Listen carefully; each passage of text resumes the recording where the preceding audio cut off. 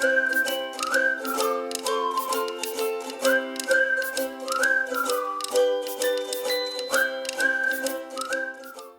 there, welcome to the channel, Loving Life on Less. My name is Liz, my husband's name is David, and we discuss all things money saving, frugal living, loving life on that bit less. Today's video is the final video in our series where the week just gone we spent £10 on groceries at Aldi supermarket to see if we could get 21 meals from those £10 in groceries. We're quite limited with £10. If you have £20 or £30, you can buy a little bit extra, but £10 is quite limited. And as we drew to the end of the week, David was getting quite a few cravings for a bit more protein and some different vegetables. By yesterday tea time, we'd actually run out of vegetables. So this lunchtime, he actually had some nettles for a nice cup of tea, just for something a little bit different, but also using the nettles once the boiling water had run through them, and had them like spinach. We also went foraging in our usual spot to find some wild garlic, because somebody on a local Facebook page said they'd started spotting it, even though it was very early in the year for it. And we had a look and we couldn't find any, so we're probably going to have to wait a couple more weeks until the weather improves. So in this video, there's 2 recipes that we've made this week out of our limited ingredients. I'll show you the receipt first with the ingredients that we bought. We had a tub of mayo, 2 bags of carrots, 2 litres of carbonated water, which we used for baking bread, 2 kilogram bags of porridge oats, a sweetheart cabbage, 2 cans of baked beans, 2 cans of tomatoes, a jar of honey, a tin of sardines, 4 baking potatoes, a large bag of rice, 5 bananas, and 250 grams of grated cheese. The following 2 recipes you're about to see we made on Thursday and Friday are Urti pizza and bean burgers, which will show you the recipes. They're very, very simple due to the limited ingredients. They were far from perfect, but they were edible and they were food. And at the end of the video, we will tell you what we would change if we did this challenge again, what we would buy, what we wouldn't buy, and how we think in this day and age, certainly in winter, that living on £10 of food per week for one person just isn't enough. If you haven't seen part 1 and part 2 of these videos of what we bought and some of the other recipes we have made, I will put them at the end of this video. But for now, here's the recipes.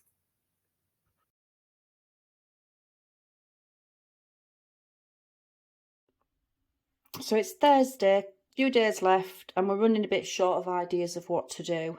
David's a little bit fed up of oats, but he's going to carry on digging deep for the rest of the week.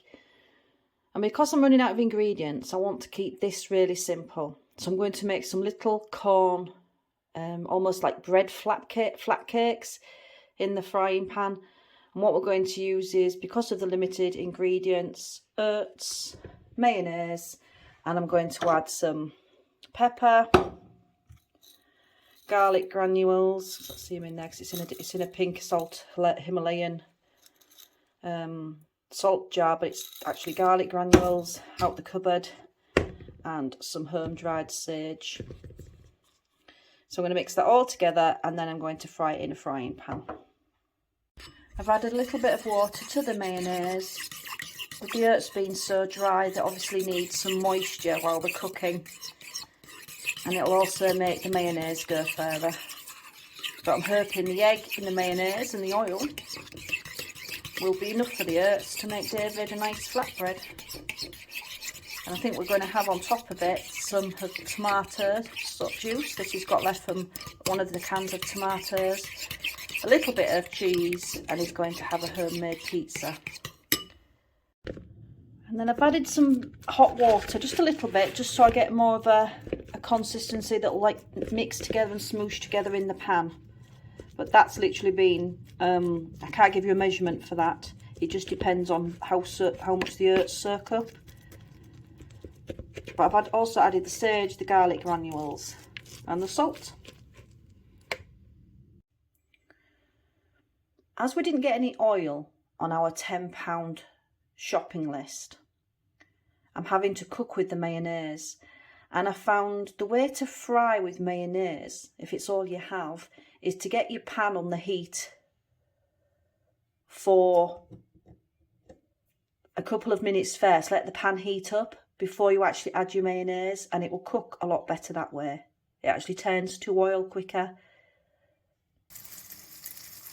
And here's the spoonful of mayonnaise. I'm just going to let it start melt down before I put the herb mixture on top of it. That's about as broken down as it will get. The oil started to come out of the mayonnaise, and now I'm going to put in the herb mixture. That's the herb mixture in. I'm going to pop a lid on it, and I'm going to leave it for about 5 minutes before I consider turning it over.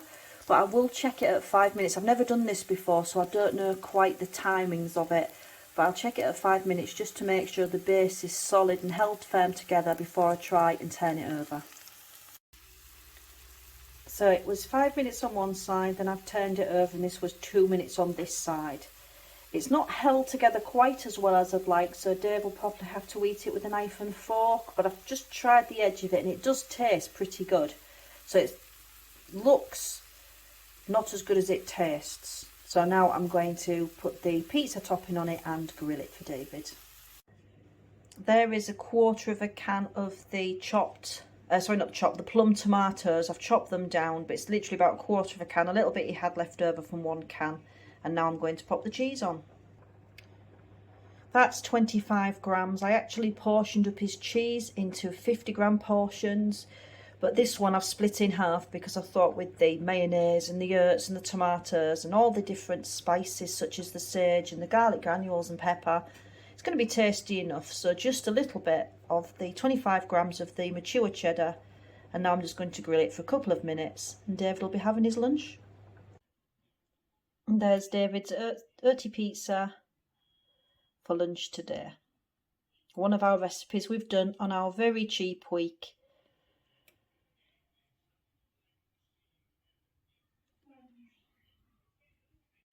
So, my dear, what did you think to your earth and mayonnaise pizza? Very nice. A little bit dry, just needed a bit more sauce. And are you fed up of oats yet? Just about.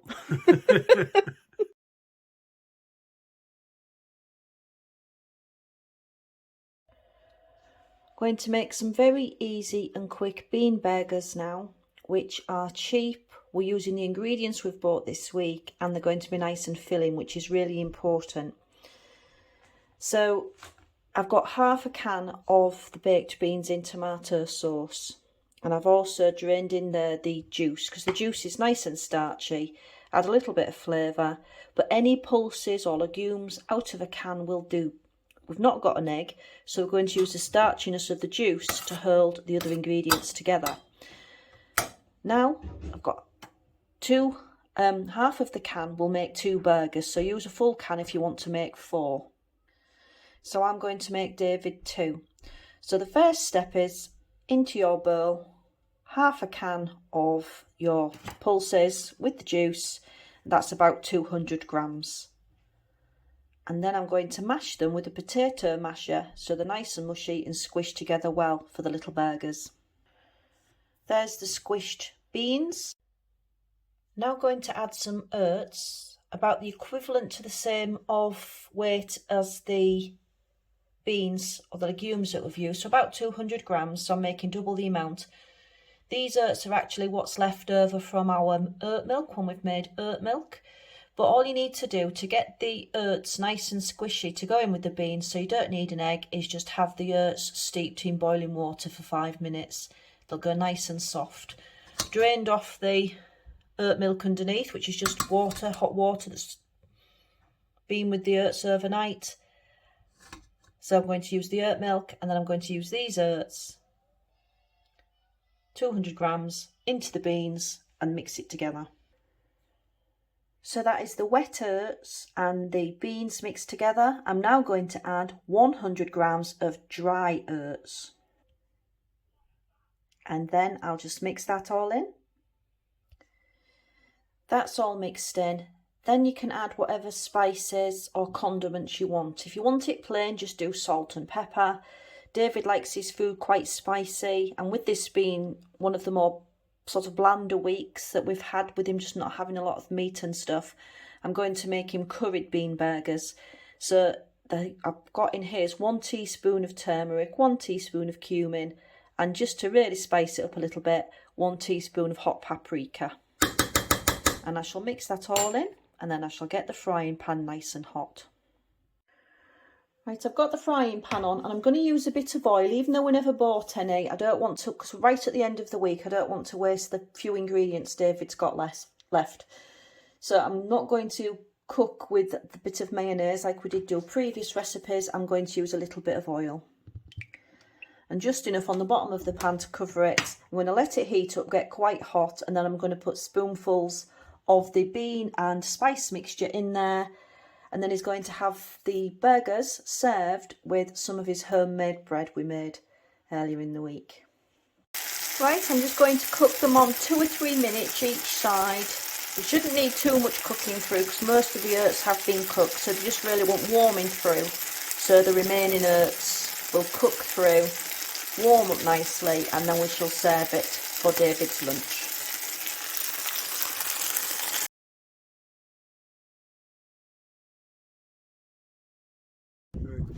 Yeah, I'm getting a bit fed up with my rations, so I'm out having a hunt for a bit of wild garlic and hopefully some stinging nettles, make a bit of a different tea, a bit of different flavouring in my food. That's how close we are to.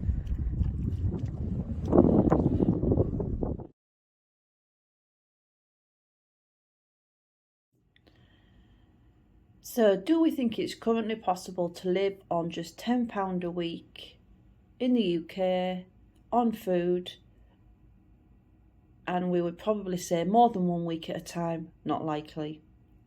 Unless you could save £10 a week and have it in a lump sum so you could buy a month's worth of food, you'd get so many more options, certainly in the vegetable department and protein department, and you could use your freezer to store things to use later in the month.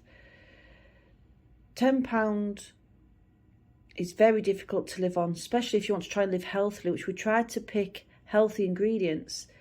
You could probably get the cheap flavoured noodles and some of the cheap sausages that are stuffed with filling and cereal and gosh knows what else. But to have a healthy £10 is almost impossible. By the end of the week, David was left with a couple of sticky teaspoons of honey in the bottom of the jar and 1/4 of the bag of rice. We discussed if we were to do it again, what did I think we should change and what did he think he should change.